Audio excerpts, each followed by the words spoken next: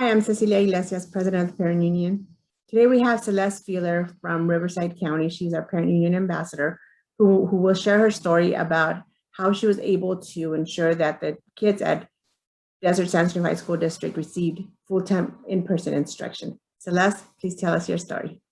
I'm a mom of 5 kids, and I do have a foster baby, and I work full-time. So juggling our lives just like everybody is pretty hectic. It's just, and so when COVID hit, we all kind of sat back. We moved our offices to our homes if we could, and we just kind of started going with whatever was happening. Trying to help our kids, trying to figure out what was going on, trying to follow the same signs the schools were following, and saying, okay, well, some people are prone to this than others. And then some of us parents are essential workers. So we still had to go out there and work during all of COVID. We were seeing a whole different side of what the teachers or the districts were seeing in all of this. So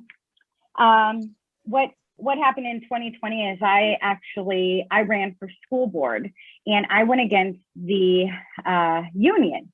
And I didn't know that I was going against the union. I just wanted to be on the school board, be more involved, as I was starting to see the public school system kind of failing one of my children because she was bullied.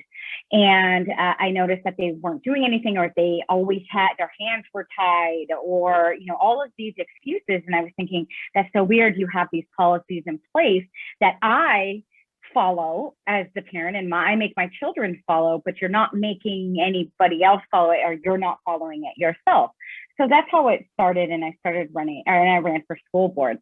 And then during 2020, and then everything started happening, with COVID, and then the unions. I didn't realize how powerful the union really was, and so as I was running, I was just getting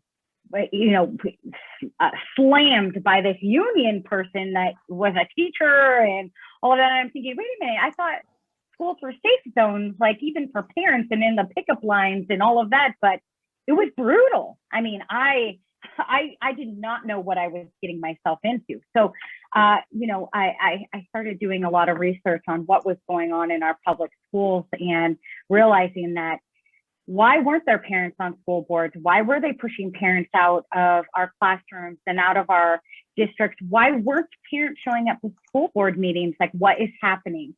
And so 2020 actually turned into a blessing in disguise. It woke up a lot of parents to this, which is very good. But again, I was lost. I thought, why am I the only one standing here at the podium? Why is there not parent involvement? What's going on in our schools?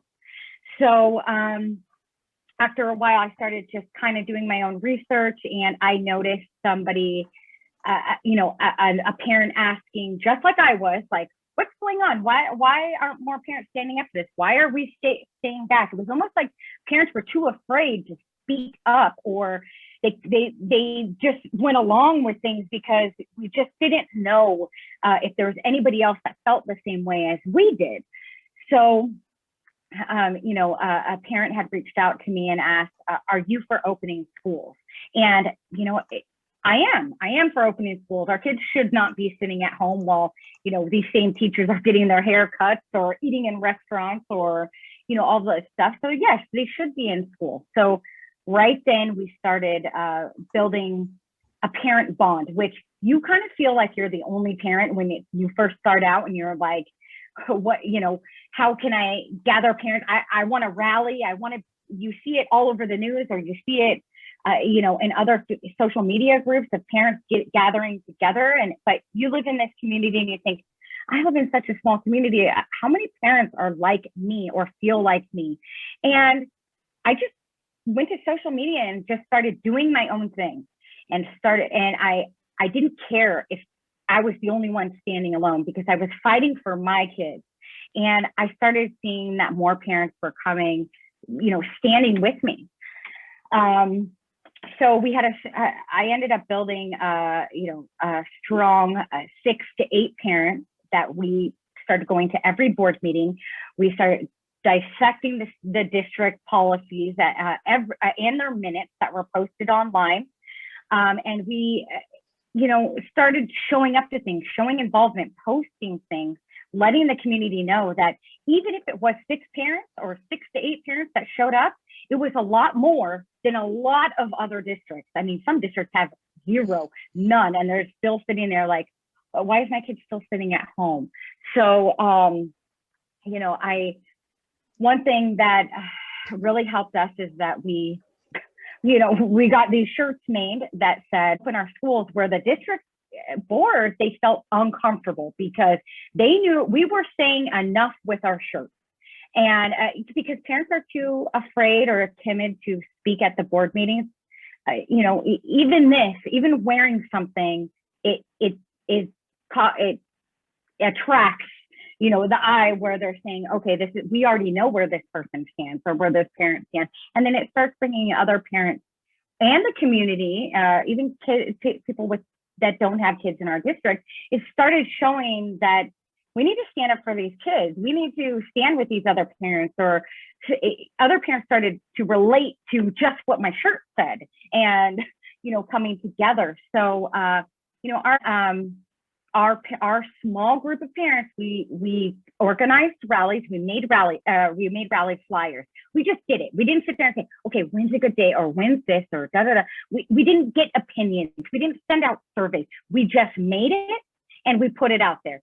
It didn't say who created it. It just was there. And we started getting more and more showing up to our rallies. So we started out with maybe 2 people, but at the end, it was 150 people that showed up to our rallies. And it was an accomplishment. Like us 8 moms, our parents, because we did have some dads there. It was so emotional because we fought for this for so long, for a year. Our board voted not to return to school.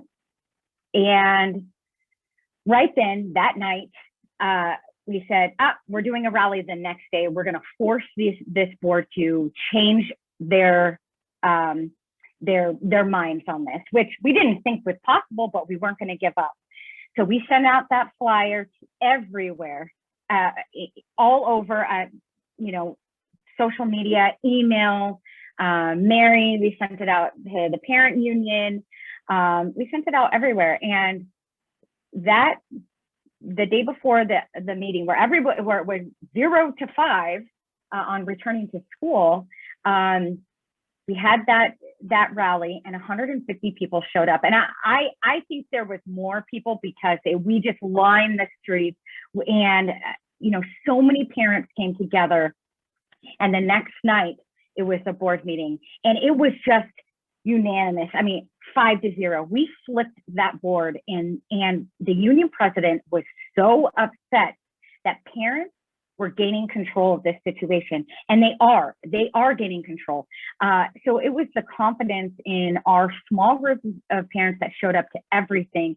We had to take off time of work. We had to, make our signs. We had to bring signs. We had to invest financially in this. Even if it was $10 to $100, we knew that there was other parents that felt the same as we did. We just had to help them build the confidence to do so. And what also built that confidence is the parent union. We need to get more parents involved and we need to fight for fall. And, all we did was just get a shirt made and it started drawing attention that just said, open our schools. We don't even have to go to board meetings and speak. We just sit there uniformed like, hey, here's more parents that are uniformed. So we do know what we're doing. I keep going all the way through summer. We have to join those rallies, even if it's not even your district, because even people outside of my district helped me with my own rallies. And they came from Orange County. They came from farther in Riverside County. I'm in the Coachella Valley. They came from Corona because we were all trying to help each other. So we could be that success story. We could see our names in the newsletters and we can also get our names out there to for parents to run for school board. We need that the most. And, you know, giving them the confidence on doing that as well. So, you know, we're all here to help, and the parent union is where I started. You know, we're starting to see people in the, you know, making national headlines just from parent groups on Facebook. So we are somebody, we are gaining that momentum. And I do feel like we are a threat to the teachers union at this point.